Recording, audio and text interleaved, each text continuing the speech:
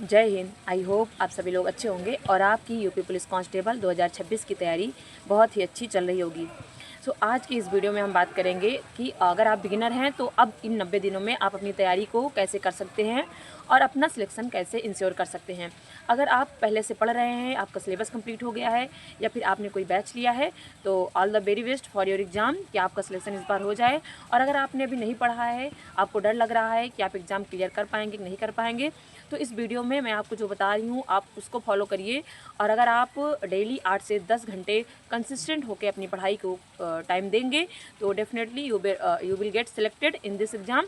सो बिना time waste करें चलिए वीडियो स्टार्ट करते हैं। जैसे कि आपके एग्ज़ाम में 4 सब्जेक्ट मोस्टली पूछे जाते हैं: reasoning, Hindi, math, GS. Okay, तो इसमें से यूपी पुलिस कांस्टेबल में रीजनिंग और हिंदी बहुत ज़्यादा स्कोरिंग सब्जेक्ट है।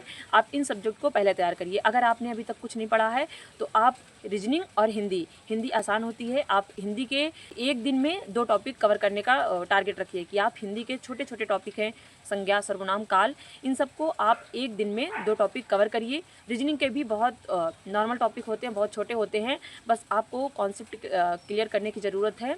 अगर आप एक बार कॉन्सेप्ट क्लियर कर लेंगे तब आपको टाइम नहीं लगेगा, सिर्फ आपको प्रैक्टिस करनी होगी।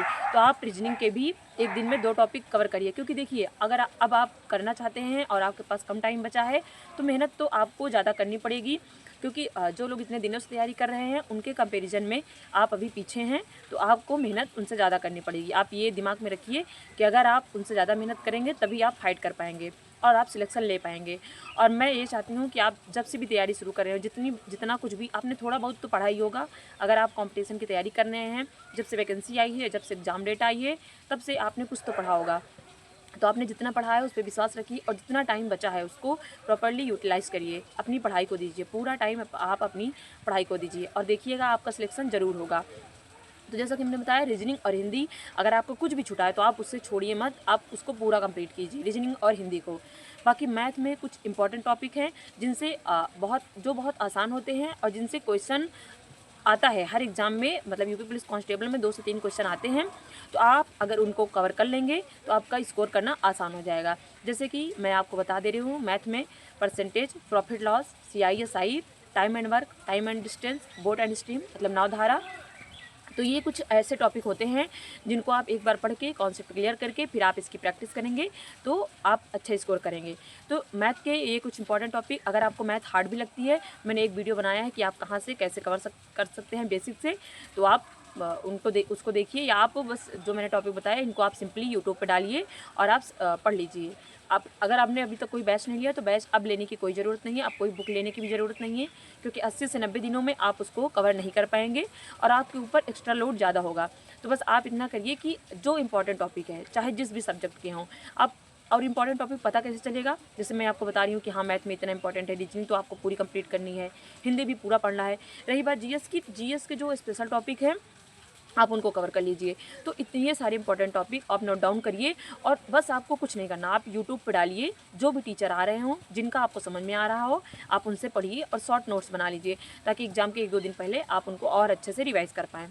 बस आप सिलेबस कम से कम आप 50 दिन में कंप्लीट करने का टारगेट रखिए और आप कर सकते हैं, ऐसा नहीं है कि नहीं कर सकते, क्योंकि जिसके पास जितना ज़्यादा टाइम होता है वो उसको उतना वेस्ट करता है। तो अगर आपके पास कम टाइम है, आपने थोड़ा बहुत भी पढ़ा है, तो आप इसमें अपने आप को और स्ट्रॉन्ग बना सकते हैं, अपनी तैयारी को और मजबूत कर सकते हैं। तो आप इधर उधर की बातों में, या कोई कह रहा नहीं होगा इतने कम टाइम में, तो आप उसको सोच के डिमोटिवेट नहीं होना है। आपको बस ये कोशिश करना है कि जितना टाइम मेरे पास है मैं उसमें अपना 100% दूंगा, वो बाद में देखा जाएगा सिलेक्शन होगा कि नहीं होगा। और जब आप ईमानदारी से मेहनत करेंगे और अपना पूरा टाइम पढ़ाई को देंगे तो क्यों नहीं होगा सिलेक्शन। जब आपको सिलेबस आपका कंप्लीट होगा, आपने प्रैक्टिस करी है, आपने मॉक टेस्ट दिए हैं, तो मतलब और सिलेक्शन के लिए क्या चाहिए, बस यही सारी चीज़ें चाहिए और ज़्यादा से ज़्यादा टाइम अपनी पढ़ाई को दीजिए। तो अब आप 50 दिन में टारगेट रखिए कि हाँ ये मेरा इतना सिलेबस कंप्लीट हो गया है। उसके बाद आपको इसी टाइम में आप ये मत सोचिए पूरा कंप्लीट हो जाए तब मैं मॉक टेस्ट दूँ और मॉक टेस्ट में स्कोर कम आ रहा है, ज़्यादा आ रहा है, इससे आपको कोई टेंशन नहीं लेनी है।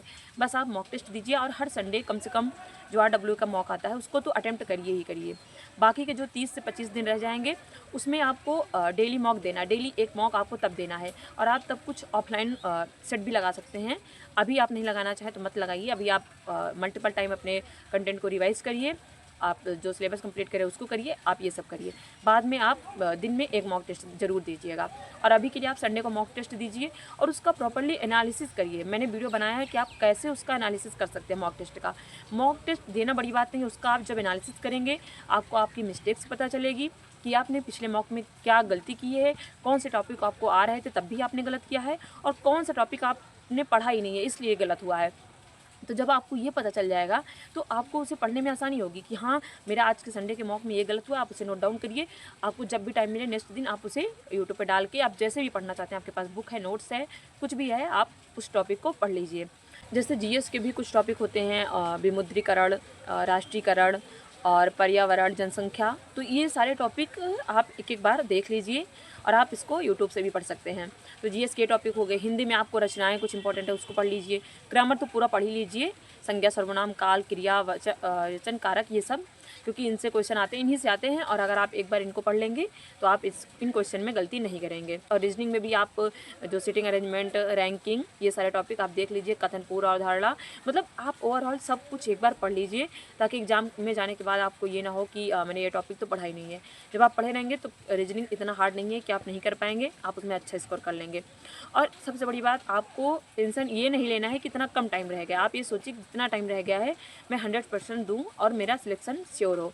तो जब आप अच्छा सोचेंगे तो आपके साथ अच्छा ही होगा। आपको अगर कोई कह रहा है कि इतने टाइम में नहीं होगा तो आपको परेशान नहीं होना है।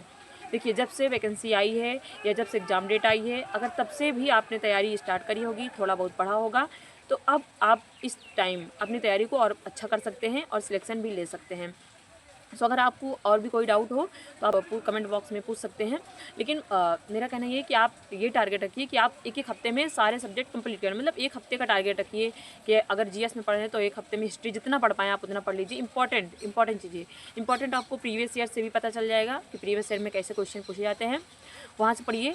और एक हफ्ते में पॉलिटी के इंपॉर्टेंट आर्टिकल, अनुसूचियाँ, राष्ट्रपति, प्रधानमंत्री, ये सब कुछ इंपॉर्टेंट टॉपिक हैं कि इनका इलेक्शन कैसे होता है, इन कौन से आर्टिकल में शपथ है, क्या है। तो ये सारी चीज़ें पॉलिटी से आप पढ़िए। ज्योग्राफी से कौन सी नदियाँ हैं, कौन सी हिमालयी नदियाँ हैं, कौन सी जो साउथ में हैं, कावेरी, गोदावरी, ये सब कौन से हैं और कौन से पहाड़ किस पे हैं।